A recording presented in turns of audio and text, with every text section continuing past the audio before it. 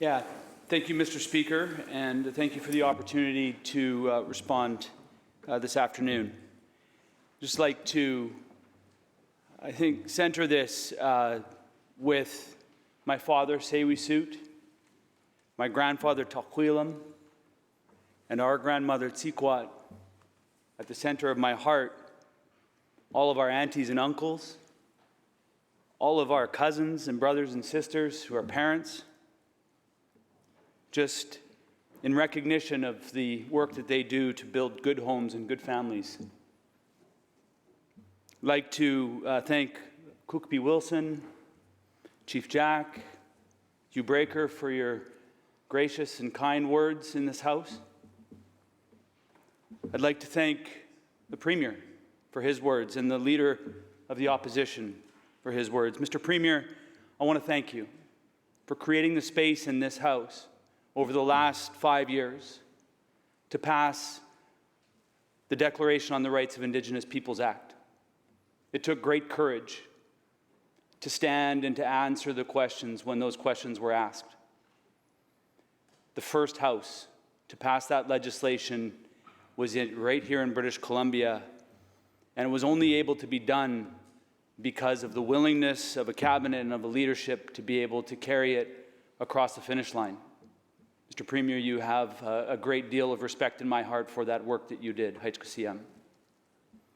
Elder Alphonse, thank you for opening us in a good way, as always. I just wish that this House could open the way you open it every day, in grounding us and centering us in the work that we do. I raise my hands in gratitude for today. The amendments that are being celebrated today are important changes that finally recognize our family's inherent right to look after our own child welfare. This is a day to acknowledge good work, Aitsche, as we say in our language, Sinchothan. The commitment from Indigenous leaders across our province who have tirelessly pressed forward, pleading with government after government after government to allow us to bring our children home. It always has been elusive, Mr. Speaker. When government has been motivated to make these changes, as we've seen today, to host these celebrations, as were hosted earlier in the Hall of Honor, that's when it happens, when it becomes their priority. I'm glad that it's the priority of this government today to put these important amendments on the table. Because it's always been the priority of our families to bring our children home, to be looked after by our own relatives, to learn the teachings of who they are. The lands and the waters that they belong to should surround them. Their sacred connections to their Selchwain, their ancestors. Mr. Speaker, I have plenty of time to dig into the legislation to understand how much of the paternalism is actually being deconstructed, how much of the information that government holds about our family members will be made available so that we can bring our displaced children home to the places that they're supposed to be.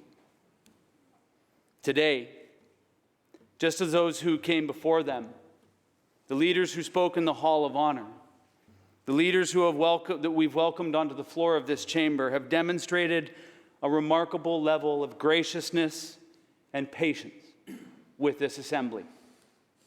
Even as this institution pushes forward, delivering on its own priorities in the only way it knows, we are encouraged and reminded to recognize the powerful ceremony that's available and around us at all times that will set this work in a good direction.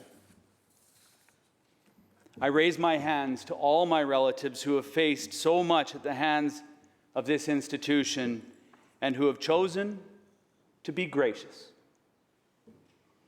My elder, who reminded me just before coming into the chamber here today that there is a rightful space that must be set aside to acknowledge accomplishment and progress. There is another day.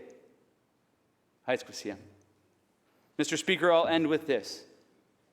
There are many of our relatives who are displaced from their homes. Many of our relatives who are not with us today because the child welfare system failed them. I hold in my heart today as I speak those people.